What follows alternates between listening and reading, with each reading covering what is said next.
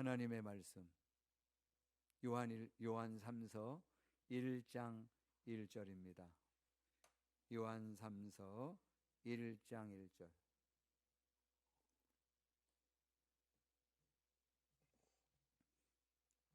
(4절까지) 우리 한 목소리로 같이 읽도록 하겠습니다. 요한 3서 1장 1절입니다. 시작. 장로인 나는 사랑하는 가이오에게 이 글을 씁니다. 나는 그대를 진정으로 사랑합니다. 사랑하는 이여, 나는 그대의 영혼이 평안함과 같이 그대에게 모든 일이 잘되고 그대가 건강하기를 빕니다. 신도들 몇이 와서 그대가 진리 안에서 살아가는 모습 그대로 그대의 진실성을 증언해 주는 것을 듣고 나는 매우 기뻐했습니다.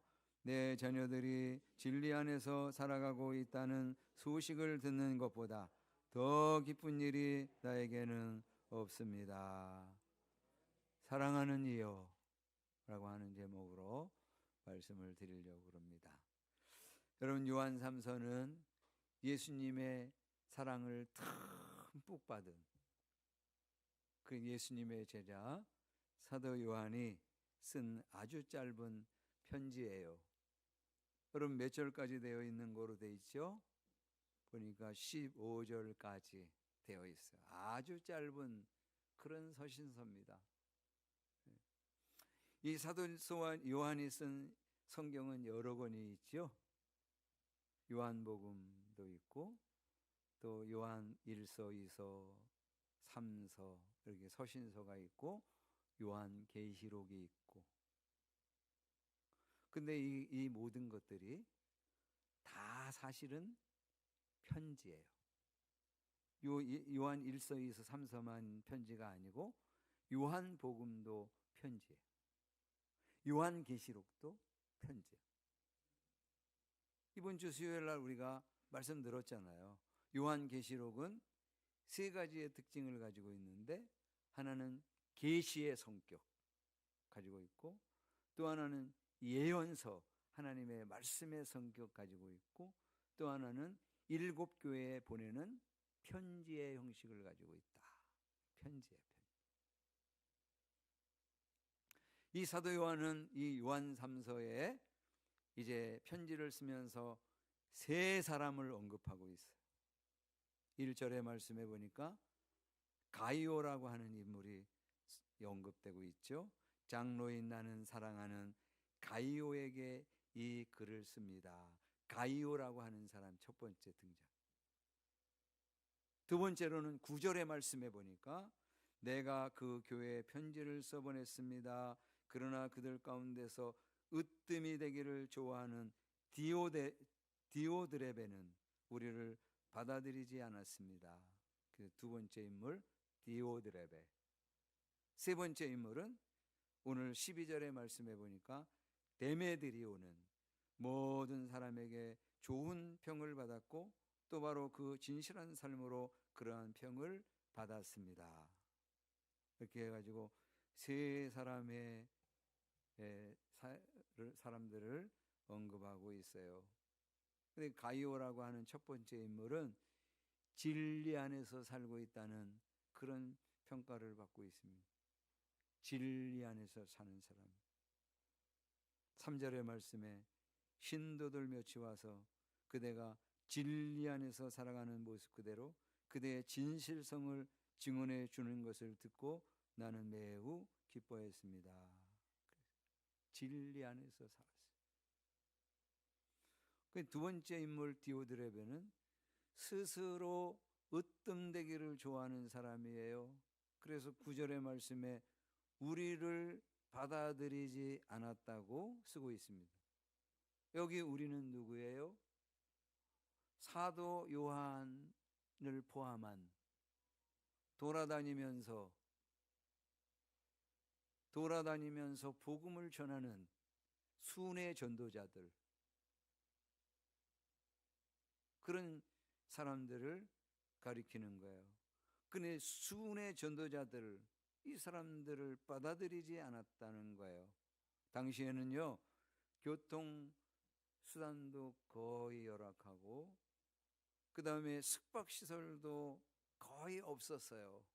당시에는 2000년 전이잖아요.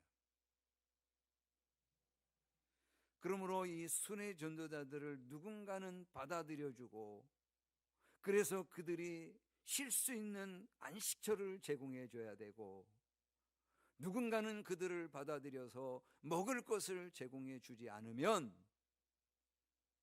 이분들은 쉴 수도 없고 또 몇 끼씩 어떤 때는 몇 날씩 굶어야 돼.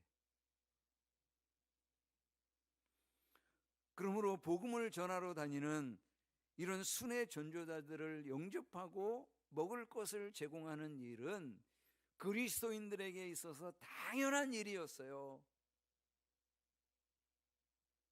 또 너무나도 소중한 사역이었어요. 그런데 이 디오드레베는 으뜸되는 것을 좋아하는 사람이어서 자신에게 집중되는, 관심이 집중되고 사랑이 집중되고 존경이 집중되는 이걸 늘 누리면서 지내는 거야. 근데 순회 전도자들이 오면 그들에게 관심이 나누어지고 그들에게 사랑이 가는 그거를 견디하지 못하는 그런 사람이에요, 여러분. 우리가 쉽게 이해하려면 이제 선교사님들이 고국에 들어오시고 그러면 우리 교회에 이제 선교사님들을 모시잖아요. 그럼 우리 교회는 이제 선교사님들을 오시라고 그럴 때 아침에 오라고 그럽니다. 아침에. 오후에 예배가 없기 때문이기도 하지만 아침에 오셔야 다 만날 거 아니야. 오후에 오시면 거기 한 20, 30%밖에 예배를 안 드리는데 그거 대접하는 일이 아니잖아요. 그러니까 아침에 오셔서 말씀을 전해달라. 선교보고를 해달라. 이렇게 이제 대접하는 거예요. 그런데 만약에 그런 선교사님들이 오시는데 그런 오시는 그날만큼은 선교사님들이 관심을 제일 많이 받아야 되고 제일 많이 사랑받아야지. 그런데 그게 싫어가지고 예? 선교사님들 오지도 못하게 하고 여기 받아들이지도 않았다는 얘기가 그거예요. 받아들이지도 않았고 심지어는 악한 말로 그들을 헐뜯었어요. 더 나아가서는 그들을 받아들이려고 하는 그분들을 잘 영접해서 대접하려고 하는 그런 교인들까지도 방해를 해버리고 그 사람들을 교회에서 쫓아내는 그런 역할을 디오드레베가 했다는 거예요. 10절의 말씀에 그러므로 내가 가면 그가 하는 일들을 들추어내겠습니다. 그는 악한 말로 우리를 헐뜯고 있습니다. 그는 그것으로도 만족하지 않고 자기도 신도들을 받아들이지 않을 뿐만 아니라 받아들이려는 사람들까지 방해하고 그들을 교회에서 내쫓습니다. 그랬어요. 여러분, 여기 악한 말로 헐뜯었다고 그러는데 그 내용이 뭘까? 어떻게 악담을 했을까? 근데 그 이서를 가보면 바로 앞에 이서를 가보면 아 이거구나 하는 걸 금방 알 수 있어요. 거기 이서를 한번 가보세요. 7절의 말씀에 속이는 자들이 세상에 많이 나타났기 때문입니다. 그들은 예수 그리스도께서 육신을 입고 오셨음을 고백하지 않습니다. 이런 자야말로 속이는 자요 그리스도의 적대자입니다. 10절에 누가 여러분을 찾아가서 이 가르침을 전하지 않으면 그 사람을 집에 받아들이지도 말고 인사도 하지 마십시오. 그에게 인사하는 사람은 그가 하는 악한 일에 동참하는 것입니다. 무슨 얘기죠? 그 당시에 거짓 순회 전도자들이 있었어요. 이단 사상에 빠져가지고 예수님 육신으로 오신 것을 부인하는 그런 내용들을 가지고 돌아다니면서 가르치는 그런 잘못된 순회 전도자들이 있었단 말이에요. 그런데 그런 사람들은 소수의 사람들이에요. 그런 사람들이 혹시 다가오면 문도 열어주지 말라고 그렇게 얘기하고 있잖아요. 오늘날에도 우리가 이단들을 대할 때 이와 같이 하는 거잖아요. 이단들이 와가지고 띵동 띵동 해가지고 뭐 말씀에 관심이 있으십니까? 뭐 이러면서 다가오고 뭐 설문조사 좀 하고 싶은데요 이러고 다가오고 막 그러잖아요. 그럴 때 우리가 문을 열어주지 않는 것, 이게 지금 이 요한 이서에서 가르치고 있기 때문에 하는 거예요, 여러분. 그런데 디오드레베는 찾아오고 있는 이 순회 전도자들이 정상적인 건강한 참된 그런 순회 전도자인 것을 알면서 마치 이런 거짓된 순회 전도자인 것처럼 그렇게 자꾸 악담을 하고 헐뜯는 거예요. 그 사람을 어떻게 알아? 그 사람이 속이는 자인지, 그 사람이 잘못된 순회 전도자인지 어떻게 알아? 그러면서 자꾸 이게 그분들을 받아들여서 대접하고 그러는 거를 방해를 하는 그런 사람이었어요, 여러분. 그래 12절에 나오는 데메드리오는 진실한 삶으로 모든 사람들에게 좋은 평을 받고 있었어요. 그러니까 이 세 사람 중에 두 사람은 정말 참 신실한 그런 그리스도인, 한 사람은 지금 이게 잘못된 길로 자꾸 가고 있는 거예요. 이걸 지금 비교하고 있는 거예요. 11절에 사랑하는 이여 악한 것을 본받지 말고 선한 것을 본받으십시오. 선한 일을 하는 사람은 하나님에게서 난 사람이고 악한 일을 하는 사람은 하나님을 뵙지 못한 사람입니다. 그래서 이걸 딱 비교를 대조를 탁 시키는 거죠. 근데 오늘은 이제 첫 번째 언급되고 있는 이 가이오라고 하는 인물에 우리가 좀 관심을 집중해 보려고 그래요. 1절에 말씀해 보니까 장로인 나는 사랑하는 가이오에게 이 글을 씁니다. 그러니까 요한 3서라고 하는 이 편지는 개인 서신이에요. 어떤 교회에 모여 있는 그런 많은 그런 성도들에게 주는 그런 보내는 그런 편지가 아니에요. 예를 들어 빌립보서는 빌립보 교회 성도들 전체에게 보내는 편지잖아요. 근데 요거는 가이오 딱 그 사람한테 보내는 거예요. 개인적인 그런 편지예요. 개인적인 편지. 자, 이 사도 요한은 가이오를 정말 너무 많이 사랑하고 있는 것 같아요. 예. 아니, 가이오는 이 나이가 많은 사도 요한이 사랑할 수밖에 없는 사람. 그냥 사랑스러운 존재. 여러분, 사랑에는 두 종류가 있잖아요. 하나는 그냥 사랑이 가. 그냥 사랑스러워. 근데 어떤 사람은 의지적으로 사랑해야 돼. 자식들 가운데도 그런 녀석들이 있잖아. 그냥 사랑이 가는 녀석이 있는가 하면 어떤 녀석은 의지적으로 사랑해야 돼. 그것처럼 이 사랑에는 두 가지가 있어. 그런데 오늘 이 편지의 분위기를 보면 사도 요한에게 있어서 가이오는 그냥 사랑에 가는 사람이에요. 사랑스러워. 그러길래 1절에 뭐라고 그러죠? 장로인 나는 사랑하는 가이오에게 이 글을 씁니다. 나는 그대를 진정으로 사랑합니다. 2절에 사랑하는 이요, 5절에 사랑하는 이요, 11절에 사랑하는 이요. 이 짧은 서신서 하나를 쓰면서 이렇게 사랑을 많이 고백하고 사랑을 표현하고 있잖아요. 무엇 때문에 사도 요한은 가이오를 이토록 사랑스럽게 여기고 있는가? 그럴 때 가이오가 진리 안에서 살아가고 있기 때문이에요. 진리 안에서 살아가고 있어요. 3절의 말씀에 신도들 몇이 와서 그대가 진리 안에서 살아가는 모습 그대로 그대의 진실성을 증언해 주는 것들을 듣고 나는 매우 기뻤습니다.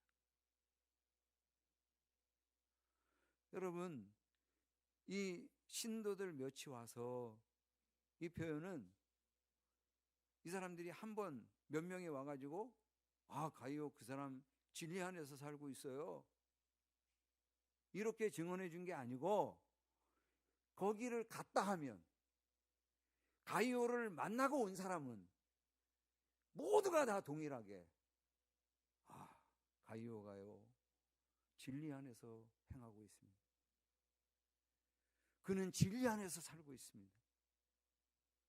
이걸 계속 와서 얘기하는 거야.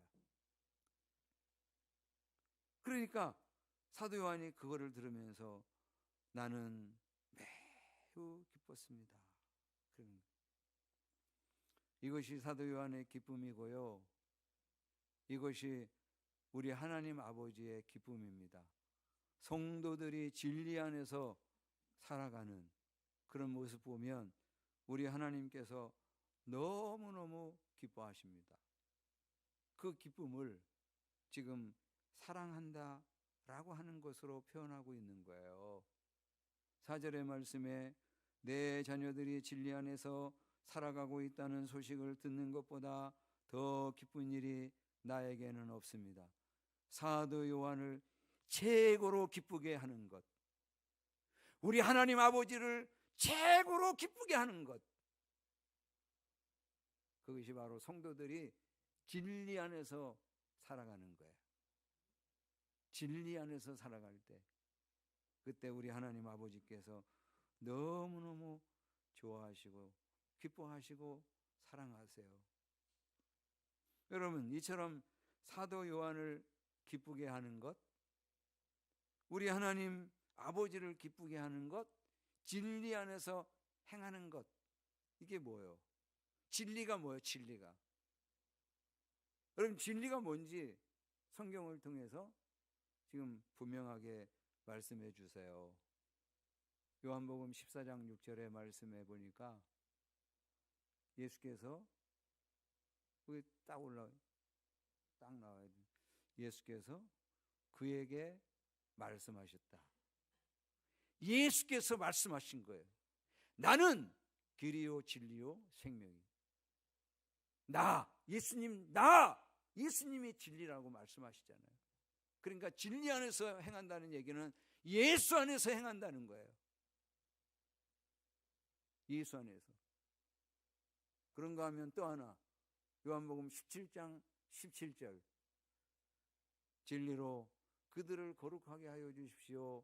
아버지의 말씀은 진리입니다. 하나님 아버지의 말씀이 진리예요. 그러니까 진리 안에서 행한다는 얘기는 뭐예요? 하나님의 말씀 안에서 산다는 얘기예요. 그러면 이제 하나님께서 기뻐할 수밖에 없고 사랑스러울 수밖에 없다. 사도 요한이 가이오를 생각하면 기쁠 수밖에 없고 사랑할 수밖에 없는 그런 존재다. 그게 바로 진리 안에서 살고 있기 때문이에요. 그 사랑하는 마음으로 가이오를 위해 축복 기도를 해주는 거예요. 축복 기도. 그게 2절이에요. 사랑하는 이여, 나는 그대의 영혼이 평안함과 같이 그대에게 모든 일이 잘 되고 그대가 건강하기를 빕니다. 축도지요. 여러분, 그냥 마구잡이로 축복하는 게 아니에요. 예? 가이오가 진리 안에서 행하고 있기 때문에 마음이 기뻐서 사랑스러워서 축복하고 있는 거예요. 그냥 마구잡이로 축복해 주는 게 뭐죠? 그걸 우리는 기복신앙이라고 그러는 거예요. 그냥 삶이 엉망인데 그럼에도 불구하고 축복하면 복이 임할 거라고 그렇게 생각하면서 복을 비는 그 우상 종교에서나 있는, 삶은 안 따져. 우상들은 왜냐하면 인격성이 없으니까 그냥 마구잡이로 복을 빌어주면 복이 임하겠지. 그게 기복신앙이에요, 여러분. 그런데 우리가 믿는 하나님은 인격성을 가지고 계시잖아요. 그래서 그분이 우리에게 말씀하시고, 그리고 우리가 그 들은 말씀에 대해서 어떻게 반응하는지 우리 하나님께서 다 보고 계시잖아요.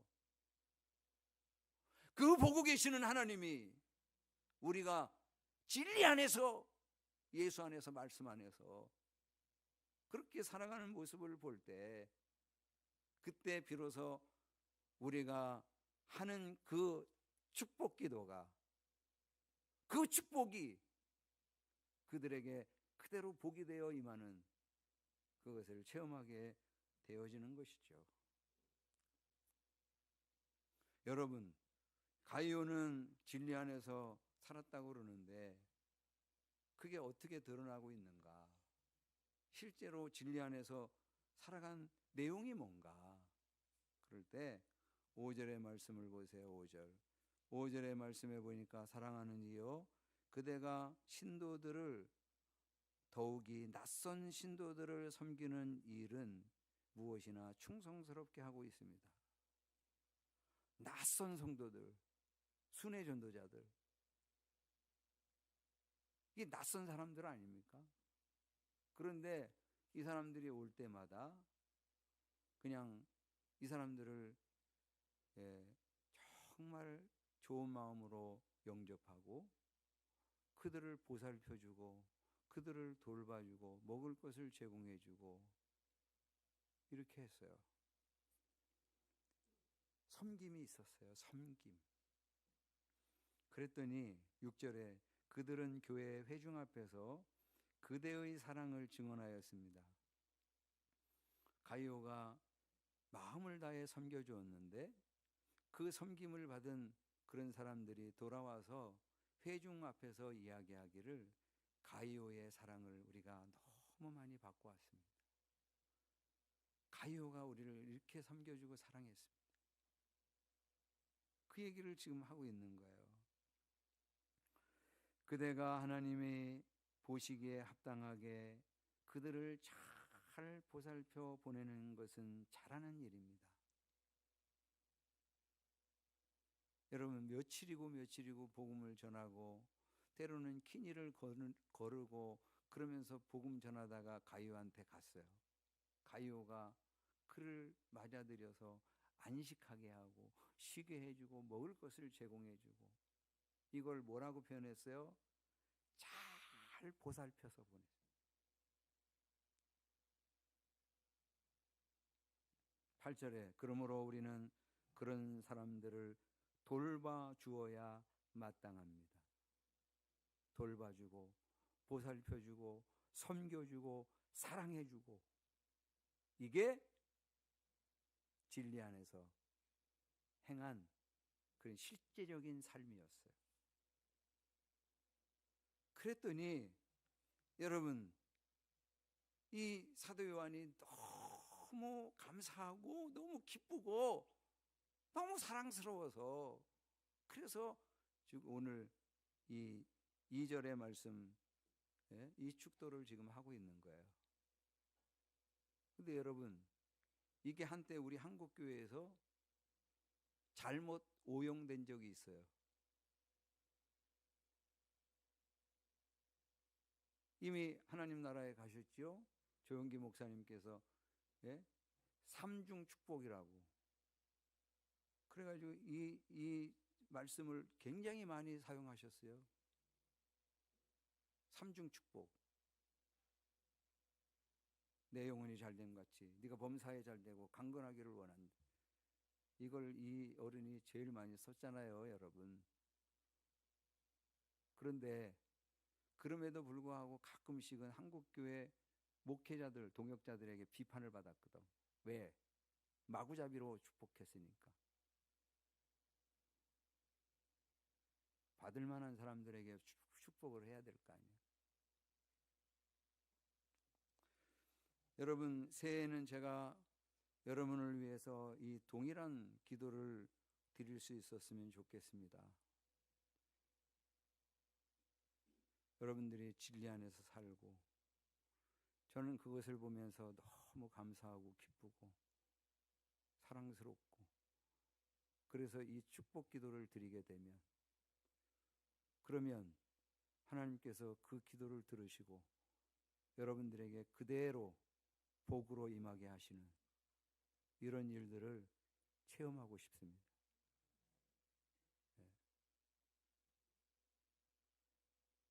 그냥 마구잡이로 기도할 수는 없어. 왜냐하면 저는 아니까. 하나님께서 인격적이신 분인 걸 아니까. 그리고 우리 하나님께서 우리의 삶을 모두 들여다보고 계신다는 걸 아니까. 함부로 그냥 축복할 수는 없는 거지.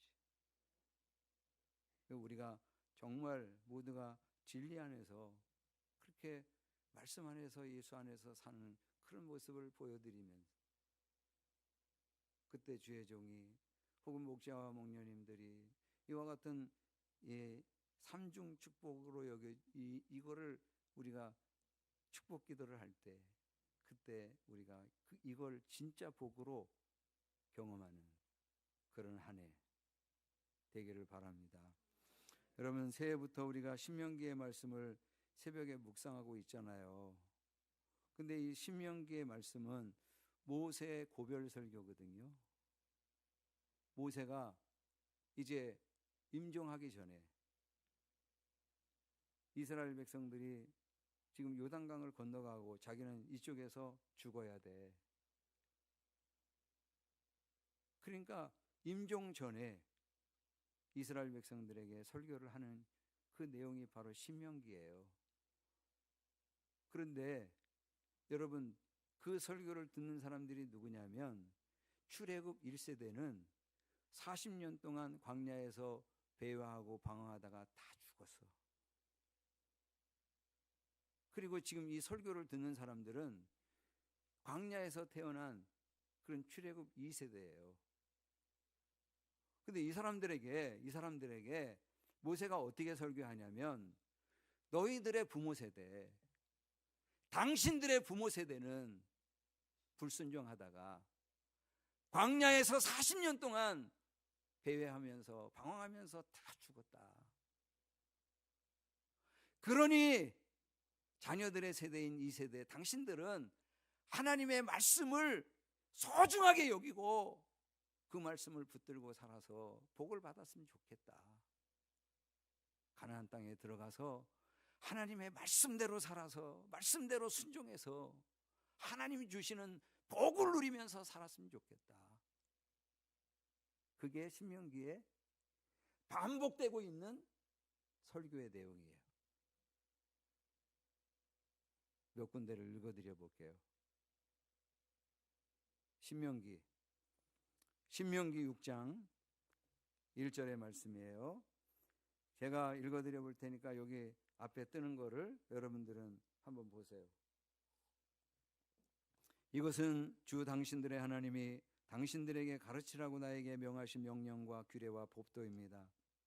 당신들은 건너가서 차지할 땅에서 이것을 지키십시오. 당신들이 주 당신들의 하나님을 경외하며 내가 당신들에게 명한 모든 주님의 규례와 법도를 잘 지키면 당신들과 당신들 자손이 오래오래 잘 살 것입니다. 그러니 이스라엘 자손 여러분, 이 모든 말씀을 듣고 성실껏 지키면 주 당신들 조상의 하나님이 당신들에게 약속하신 대로 젖과 꿀이 흐르는 땅에서 당신들이 잘 되고 크게 번성할 것입니다. 8장 1절. 당신들은 오늘 내가 당신들에게 명하는 모든 명령을 잘 지키십시오. 그러면 당신들이 살아서 번성할 것이며 주님께서 당신들 조상에게 약속하신 땅에 들어가서 그 땅을 차지할 것입니다. 당신들이 광야를 지나온 40년 동안 주 당신들의 하나님이 당신들을 어떻게 인도하셨는지를 기억하십시오. 그렇게 오랫동안 당신들을 광야에 머물게 하신 것은 당신들을 단련시키고 시험하셔서 당신들이 하나님의 계명을 지키는지 안 지키는지 당신들의 마음속을 알아보려는 것이었습니다. 주님께서 당신들을 낮추시고 굶기시다가 당신들도 알지 못하고 당신들의 조상도 알지 못하는 만나를 먹이셨는데 이것은 사람이 먹는 것으로만 사는 것이 아니라 주님의 입에서 나오는 모든 말씀으로 산다는 것을 당신들에게 알려주려는 것이었습니다. 마지막으로 한 것도 28장 1절. 당신들이 주 당신들의 하나님의 말씀을 귀담아 듣고 내가 오늘 당신들에게 명한 그 모든 명령을 주의 깊게 지키면 주 당신들의 하나님이 당신들을 세상의 모든 민족 위에 뛰어나게 하실 것입니다. 당신들이 주 당신들의 하나님의 말씀에 순종하면 이 모든 복이 당신들에게 찾아와서 당신들을 따를 것입니다. 당신들은 성읍에서도 복을 받고 들에서도 복을 받을 것입니다. 당신들의 태가 복을 받아 자식을 많이 낳고 땅이 복을 받아 열매를 풍성하게 내고 집짐승이 복을 받아 번식할 것이니 소도 많아지고 양도 새끼를 많이 낳을 것입니다. 당신들의 곡식 광주리도 반죽 그릇도 복을 받을 것입니다. 당신들은 들어와도 복을 받고 나가도 복을 받을 것입니다. 2024년 새해에 여러분 우리가 하나님의 말씀을 소중히 여기고 말씀대로 말씀 안에서 예수 안에서 진리 안에서 삶으로 말미암아 오늘 이 삼중 축복 내 영혼이 잘됨 같이 내가 범사에 잘되고 강건하기를 원하노라 하는 이 복이 이 축복 기도가 실제로 우리의 삶 가운데 우리의 가정 가운데 복으로 임하는 그런 한 해 되기를 주님의 이름으로 축원합니다.